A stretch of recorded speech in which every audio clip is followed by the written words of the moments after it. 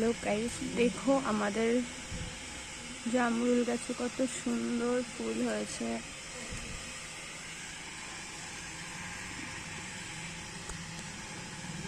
এখান দিয়ে ভালো বোঝা যাচ্ছে না।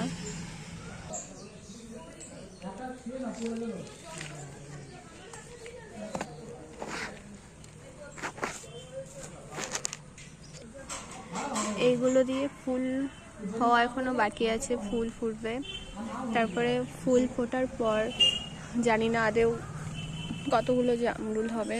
অনেকটা ফুল ফুটেছে, অনেকটা ফুল ফুটবে।